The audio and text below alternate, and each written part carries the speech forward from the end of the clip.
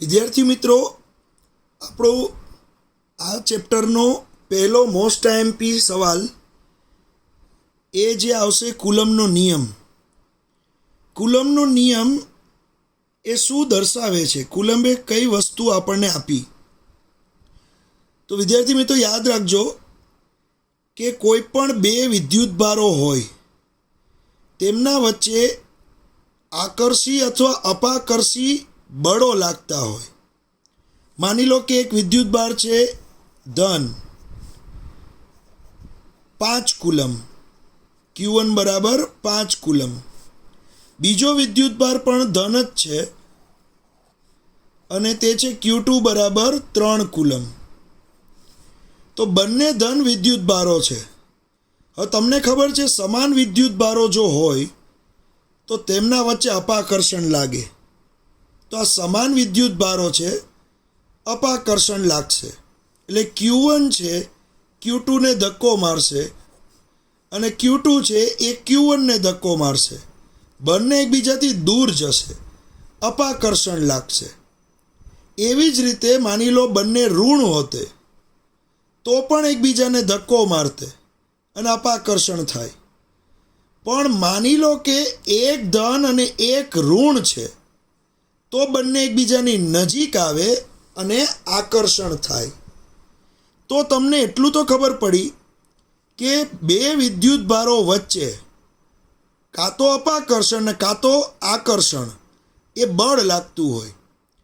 તો આ બળ શોધવા માટે કુલંબે એક નિયમ આપ્યો છે. તો કુલંબે અહીંયા એવું કીધું છે કે બિંદુવત વિદ્યુતભારો વચ્ચે લાગતું બળ, શબ્દ વાપરે છે બિંદુવત. બિંદુવત એટલે તો કે વિદ્યુતભાર ખરેખર જોવા જાઓ તો ખૂબ જ સૂક્ષ્મ ઇલેક્ટ્રોન, પ્રોટોન કે તમે જોવા જશો કે કોઈ ઇલેક્ટ્રોન કે પ્રોટોનનો જથ્થો પણ એ ખૂબ સૂક્ષ્મ જ હોય. બરાબર છે, જેમ મેં અહીંયા દોરેલું છે એવડો મોટો તો હશે નહીં. તો કોઈ પણ સૂક્ષ્મ, માની લો કે આટલો સૂક્ષ્મ ધન વિદ્યુતભાર છે અને બીજો આટલો જ સૂક્ષ્મ ઋણ વિદ્યુતભાર છે. તો આ જે ધન વિદ્યુતભાર છે એ છે માની લો Q1 બરાબર 2 × 10⁻³ કુલમ અને આ જે સૂક્ષ્મ વિદ્યુતભાર છે નાનો બિંદુવત એ છે Q2 = માની લો એ ઋણ છે તો હું અહીંયા લખીશ -3 × 10⁻⁴ કુલમ. તો આ ઋણ વિદ્યુતભાર છે, આ ધન વિદ્યુતભાર છે. તો અત્યારે બંને એકબીજા તરફ જશે, આકર્ષાય. અહીંયા અપાકર્ષણ બળ લાગશે, રિપલ્સિવ ફોર્સ. અહીંયા આકર્ષી બળ લાગશે, એટ્રેક્ટિવ ફોર્સ.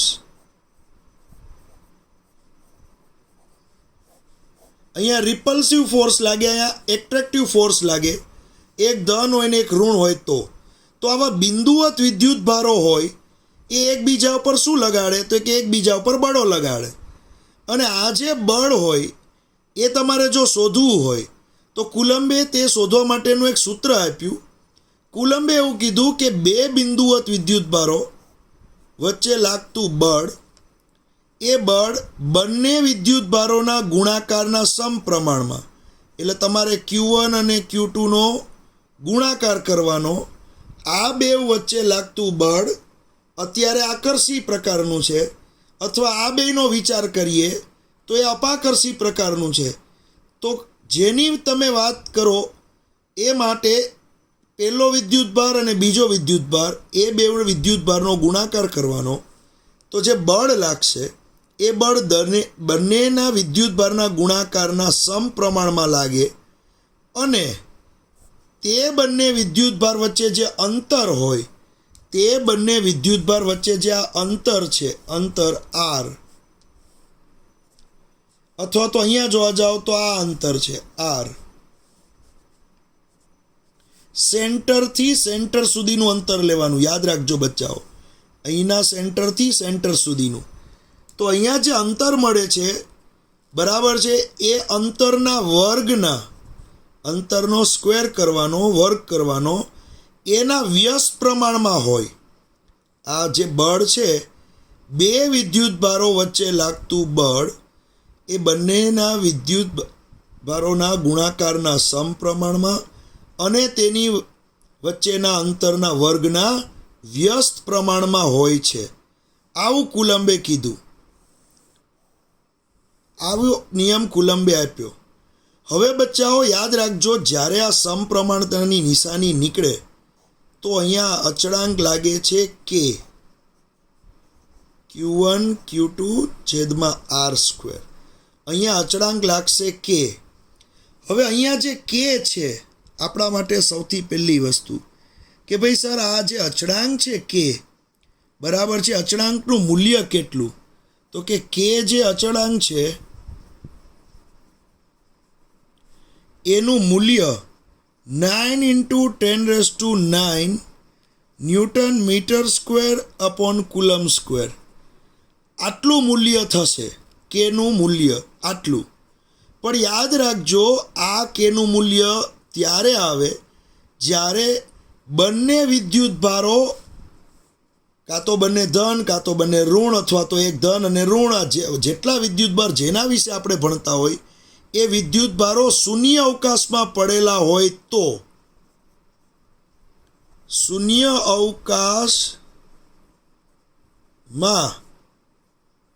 રહેલા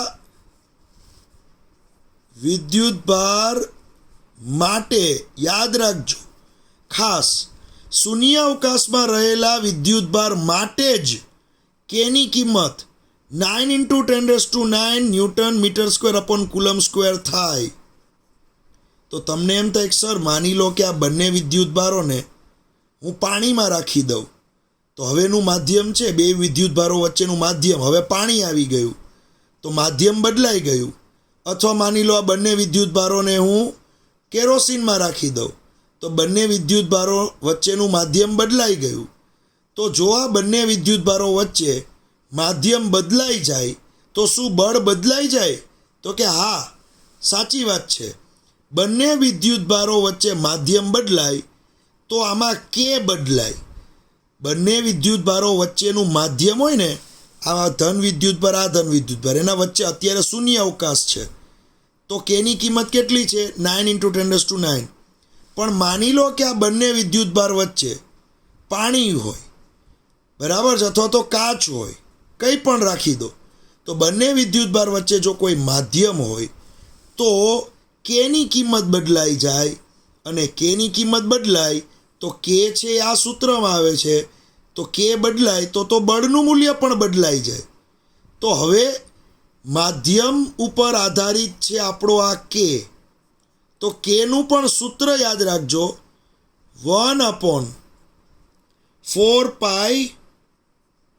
એપ્સિલોન. આ એપ્સિલોન સિમ્બોલ છે, 1/4πε0.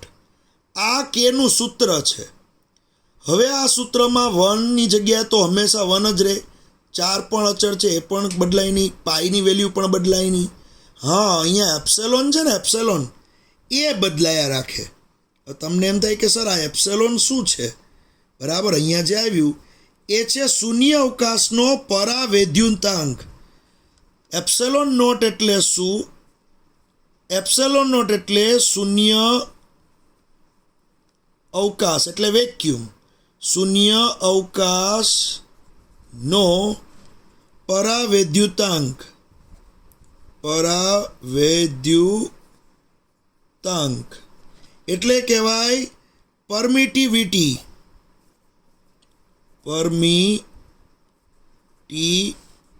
પરમિટિવિટી શૂન્ય અવકાશનો પરાવૈદ્યુતાંક કહેવાય. શૂન્ય અવકાશનો પરાવૈદ્યુતાંક એટલે શું એ હમણાં હું સમજાવીશ.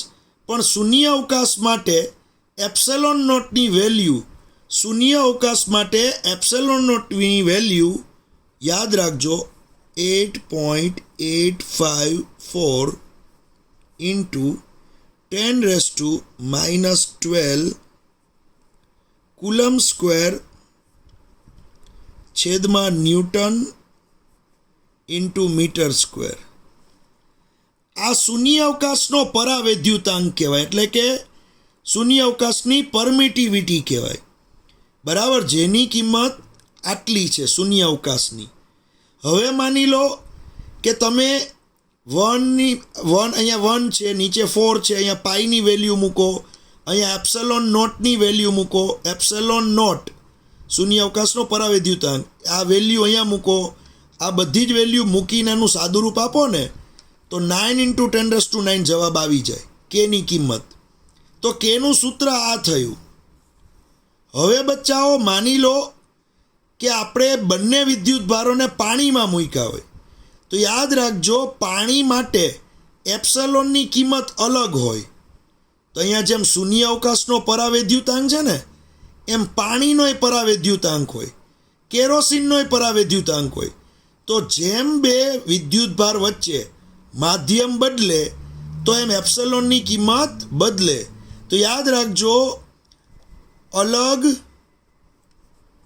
અલગ માધ્યમ માટે પરાવૈદ્યુતાંક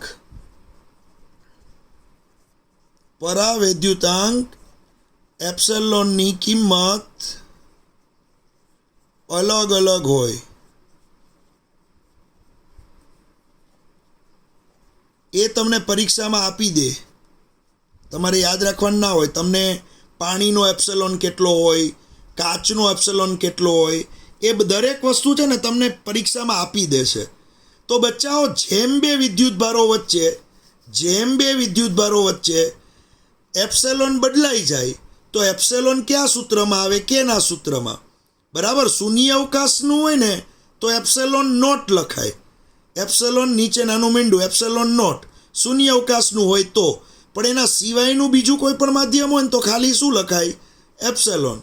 તો જેમ બે વિદ્યુત ભારો વચ્ચેનું માધ્યમ બદલો, પાણી રાખો તો એનો એપ્સેલોન અલગ, કેરોસીન રાખો એપ્સેલોન અલગ. તમે જેમ બે વિદ્યુત ભારો વચ્ચેનું માધ્યમ બદલ્યા રાખો એમ એપ્સેલોન બદલાયા રાખે. બરાબર, અને એપ્સેલોન જેમ બદલાયા રાખશે તો એપ્સેલોન તો કેના સૂત્રમાં આવે છે? તો અહીંયા તમે પાણી માટે એપ્સેલોન અલગ લખવાનો હોય, કાચ માટે એપ્સેલોન અલગ, કેરોસીન માટે અલગ. તો એપ્સેલોન બદલાય તો કેની કિંમત બદલાય, અને કેની કિંમત બદલાય તો કે એફના સૂત્રમાં આવે છે, તો છેલ્લે એફની કિંમત બદલાય. તો આ જ બે વિદ્યુત ભારોને શૂન્ય અવકાશમાં રાખો ને તો બે વચ્ચે કંઈક અલગ બળ હોય. કેમ કે શૂન્ય અવકાશમાં કેની કિંમત અલગ હોય. પછી એ જ બે વિદ્યુત ભારોને પાણીમાં રાખો ને તો કેની કિંમત અલગ. તો પાણીમાં રાખો તો બે વિદ્યુત ભાર વચ્ચેનું બળ બદલાઈ જાય. પછી તે જ બે વિદ્યુત ભારોને કેરોસીનમાં રાખો તો કે અલગ થઈ જાય. તો કેરોસીનમાં બે વિદ્યુત ભારો વચ્ચેનું બળ બદલાઈ જાય. તો યાદ રાખજો બચ્ચાઓ, જેમ જેમ માધ્યમ બદલે તેમ તેમ બે વિદ્યુત ભારો વચ્ચેનું બળ બદલે. બે વિદ્યુત ભાર વચ્ચેનું માધ્યમ બદલે તો તેમની વચ્ચેનું બળ પણ બદલાય. બરાબર, હવે આપણો પ્રશ્ન કે ભાઈ અહીંયા સર તમે એક વાત તો કીધી અમને, બરાબર છે કે ભાઈ બળ બદલાશે, કે બદલાય તો બળ બદલાય.